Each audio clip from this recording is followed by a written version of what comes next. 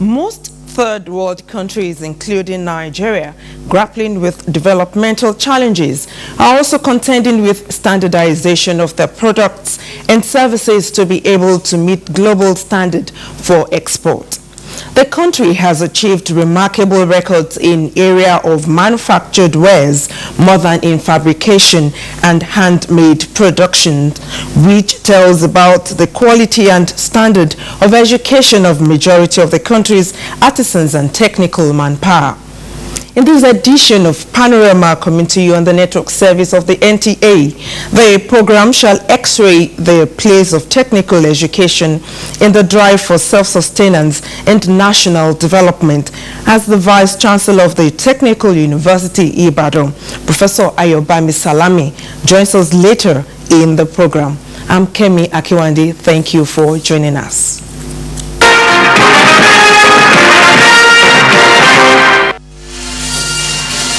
President Muhammadu Buhari is expected to join other heads of state in Aqaba, Jordan, to review strategies in fighting terrorism and reinforce joint security structures that will be more proactive in preventing attacks.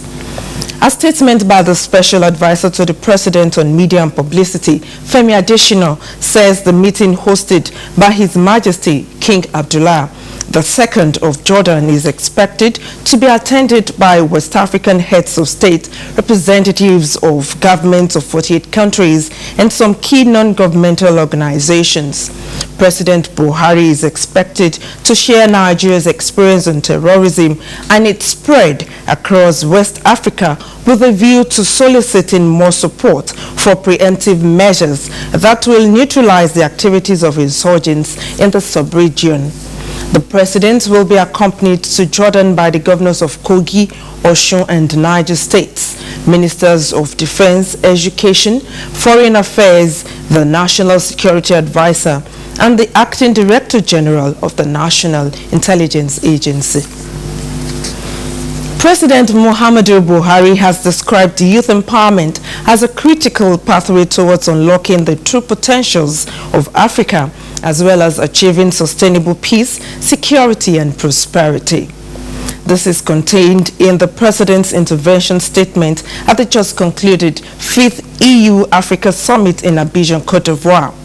State House correspondent Adamu Sambo reports that the summit attended by African and European leaders had as its theme investing in the youth for a sustainable future.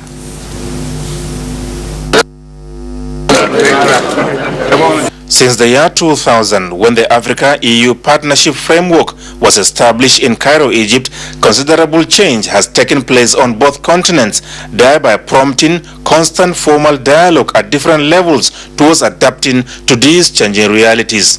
This summit in Abidjan, Cote d'Ivoire, focusing on economic opportunities for the youth, is a response to, among others, challenges of youth vibrancy and bulge.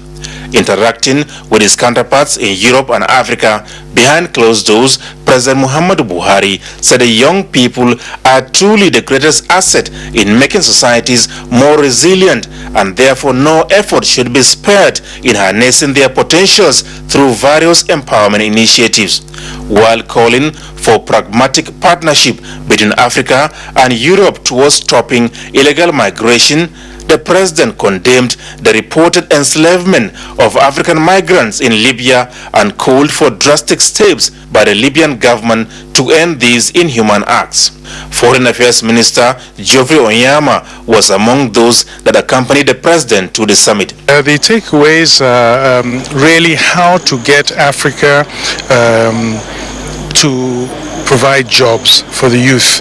The theme really for the whole session, it's about youth and inclusive growth and empowerment of the youth, and this is in the context of the mass migration of the youth from Africa to Europe. One of the presidents even made the point that if we can get the investments in Africa and education in Africa for the youth, empowering the youth and transforming Africa, that Africans should be going to Europe as tourists and not, because they have no choice. The position of Mr. President always is for the problem to be tackled from its source. There's no how Africa can gather and then you don't look forward to Nigeria. It's not practicable, it's not complete then. So mere seeing Nigeria, you can actually also see the whole lot of respect accorded to Nigeria and then the Nigerian president through this summit. It shows that other African countries see Nigeria as a leader. The European Union delegation at the summit announced an external investment plan in Africa by the private sector towards transforming the continent through skills development and vocational training for the youth. From Abidjan, Cote d'Ivoire, Adamu Sambu, NTA News. German Chancellor Angela Merkel is soliciting the support and cooperation of President Muhammadu Buhari in addressing the migration crisis affecting the European Union. This was at a bilateral meeting between the two leaders at the emergence of EU-Africa Summit in Abidjan, Cote d'Ivoire. Again, State House correspondent Adam Musambo reports that President Muhammadu Buhari also met with other leaders. How are you? I'm fine. Thank congratulations for the election. Yeah, no, we need a government. The International Organization for Migration has described Europe as the most dangerous destination for irregular migration and the Mediterranean the world's most dangerous border crossing. The European Union's collective response to the migration influx, especially from Africa, has been ad hoc, and critics insist that more needs to be done, and this formed the basis of the interactive meeting between Chancellor Angela Merkel and President Muhammadu Buhari. Coming together of Nigeria and Germany to find a way to repatriate the large numbers of Nigerian irregular migrants in Germany. And then there was an agreement that the conversation should be carried forward. Our advisor is going to visit Nigeria and sit with relevant officials of the federal government so that we can map out strategies. The Nigerian leader also held a similar bilateral meeting with his Ivorian counterpart Alassane Ouattara. Issues relating to peace, security, stability, and sustainable democracy in the West African sub-region dominated discussions. President Muhammadu Buhari also met other leaders behind closed doors, and details were not made public. From Abidjan, Adamu Sambu, NTA News. Nigerians have been advised to imbibe safety consciousness and involve right attitude to reduce carnages on the roads. Corps-Marshal of the Federal Road Safety Commission, Boboye Oyeyemi, gave the advice at a public lecture marking the 2017 press week of the Oyo State Council of the Nigerian Union of Journalists, NUJ. Kemi Oshin reports. In a lecture titled Road Safety in Nigeria, Challenges and Prospects, the Corps-Marshal Federal Road Safety Corps, Boboye Oyeyemi, highlighted transportation system, the road, people's habit, among others, as challenges to a crash-free road in Nigeria. He suggested provision of policies, harmonization and enactment of traffic laws, strengthening of the core capacity, as well as attitudinal change for safer roads in Nigeria. There's an urgent need for us to really cultivate a positive attitude, and that is only an attitude also on the road. You don't keep to the fast lane, you keep to the right lane except while overtaking. It should not just be academic issues that we'll be discussing all the time, but we should equally go into all those areas that really affect us as people. It's a collective issue. All of us has to be involved in the enlightening program. High points of the event included presentation of an award of Icon of Service to the Corps-Marshal, and an interactive session afforded participants opportunity to seek clarification on grey areas regarding road safety operations. In Ibadan, Kemi Oshin, NTA News. Every 1st of December is designated World HIV/AIDS Day. The theme for this year's celebration is Right to Health, End Isolation and Stigma. Respondent Adibola Ogunlano in this report examines the challenges of accessing drugs and treatment for HIV/AIDS. In mid-2017, research shows that about 20.9 million people are living living with HIV, while pregnant and breastfeeding women living with HIV and AIDS virus rose to 76%. Though care for the disease is still not found, experts say treatment and management options are much better than they were few decades ago, as many now live long and active with HIV. We have a lot of children who also already had HIV before the drugs came, and we needed to take care for them. The drug, when it was brought in 2005, became free, and so many children were saved, because you know, once the mother uses the lung for a long time and gets pregnant, the level of the virus will go down. Access to treatments can be a challenge for key population given the structural barriers, but what is the way forward? They must be on their drug, and if you are on the drug, you must have good nutrition. If you don't have good food, then there's problem. Within the next several months, Oyo State will improve statistically in terms of the prevalence of HIV and AIDS. NTA News spoke with one HIV positive patient on how she's coping. 7 years ago. Are you married? Yes. And you have a child? Yes, and they are negative. During when we are starting our courtship, we detect. But now, gradually when we have been using our drug, we have been moved to negative. They form the opinion that stable access to affordable medicines is essential to tackle HIV and AIDS epidemic. The theme for this year's day is Right to Health, End Isolation, End Stigma, End HIV Transmission. In Ibadan, Adebola Ogunlano, NTA News. Panorama continues in a moment. Stay with us.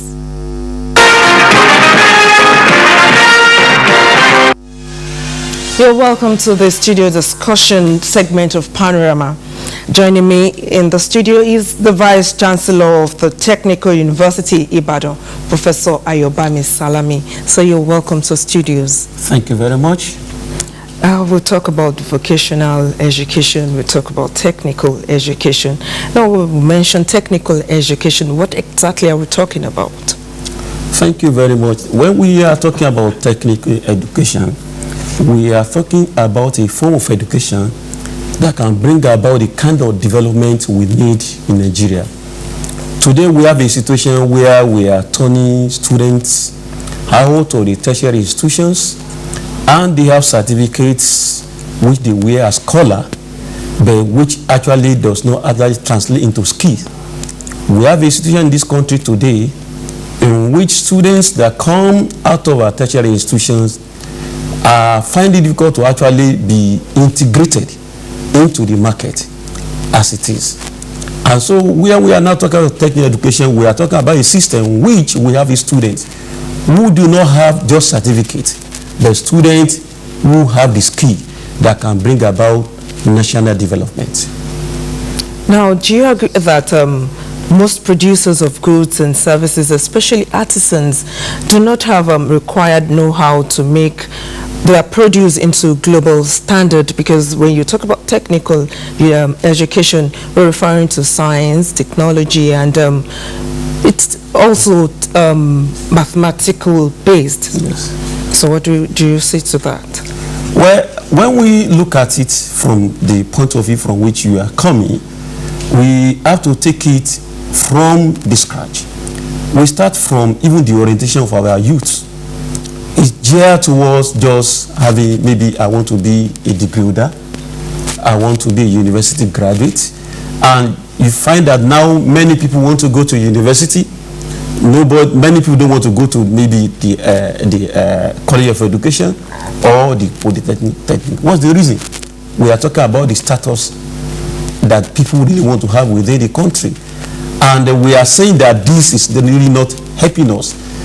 If you look back into the 1970s or early 80s, we used to have technical colleges, whereby students graduate maybe from secondary school and they go to these technical colleges and they acquire skills. And I can say, as far as I know, no graduate of those technical colleges is unemployed today. No graduate of that technical colleges is without a skill that can actually help him in life or help the country. So what we are now talking about technical education, that we are trying to reorientate our youth so that we know that we need to be liberated from the thinking that people can only push ahead in life by just having himself imprisoned within a narrow disciplinary confine. Or maybe I have a degree in electronics, I have a degree in mechanical engineering, but which actually does not translate to bringing products into the society that can really help us develop as a nation. Now, talking about development, in what areas is the technical university expecting or hoping to intervene in building the capacity of Nigerians? Thank you very much. What we are doing in the technical university in Ibadan, and let me say this is the first technical university, not only in Oyo State, not only in Nigeria, but in the whole of West and Central Africa.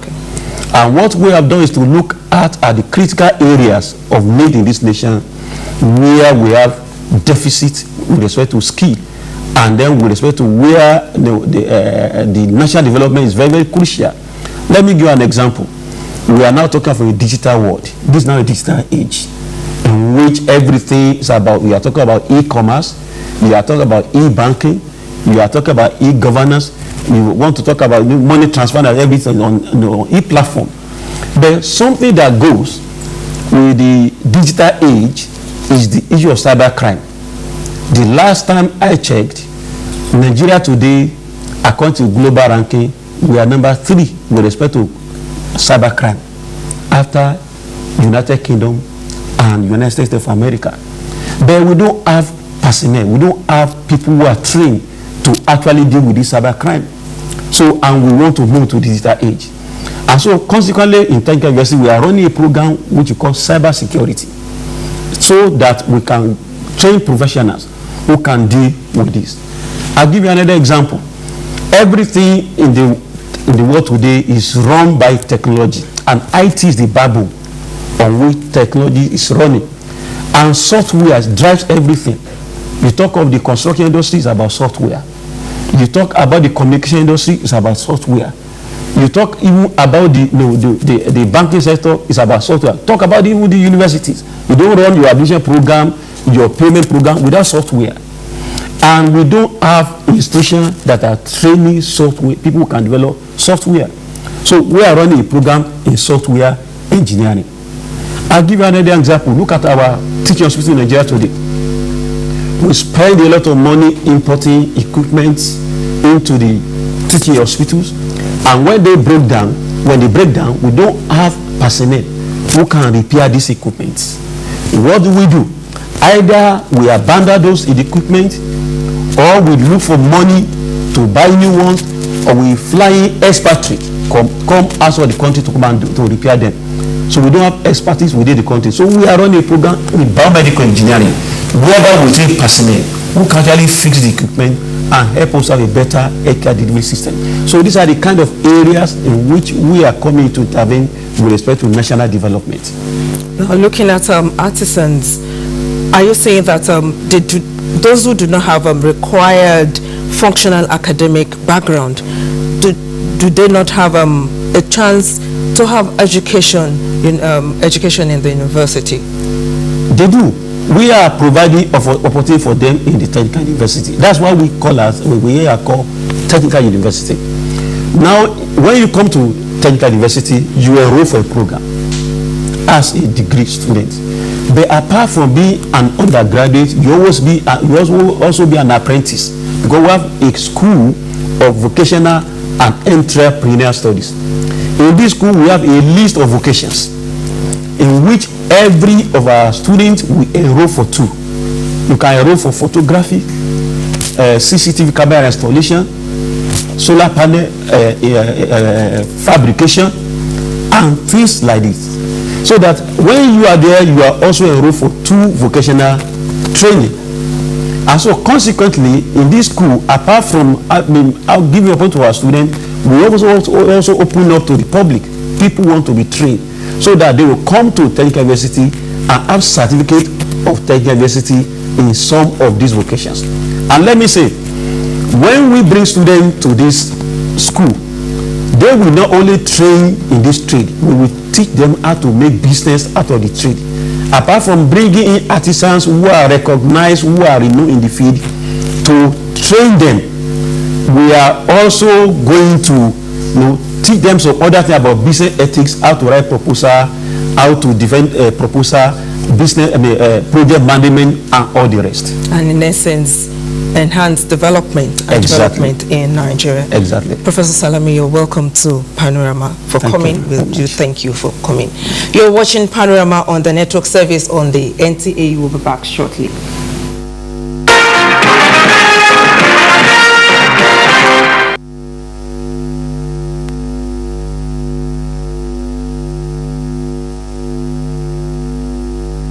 By giving due consideration to the proposals in the 2017 Constitution Amendment Bill passed by the National Assembly. A group, Friends of Democracy Nigeria, led by the former Senate Minority Leader, Senator Olorunimbe Mamora, made the appeal during an interaction with members of the Osun State Assembly. Adini Itai will complete the report. About 29 clauses from the 2017 Constitution Amendment Bill are on the way to State Houses of Assembly for possible concurrence and conclusion of the amendment process. Engaging members of the Osun State House of Assembly on some of the major highlights of the proposal, such as financial autonomy for local government, independent candidacy, and eligible age for office seekers, a group of former legislators under the aegis of Friends of Democracy in Nigeria said it was time for state assemblies to support building of institutions. The engagement was robust, with some members raising questions about the validity of some of the proposals. There was a time the local government had this so-called autonomy, and the teachers had a raw deal. You were here sometimes that we are not saying we should not give them the autonomy, but our money will not be given to them.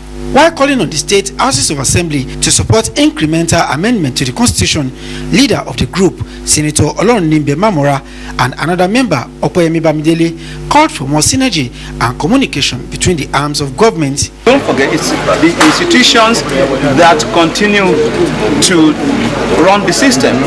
Individuals come, individuals go, but institutions remain. Deputy Speaker Akintunde Adegboye had, while welcoming the group, lauded them for their advocacy to build necessary consensus.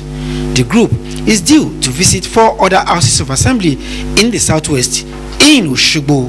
Adeni Taiwo, NTA News. That has been Panorama on the network service of the NTA. We do thank you for watching. Have a lovely afternoon.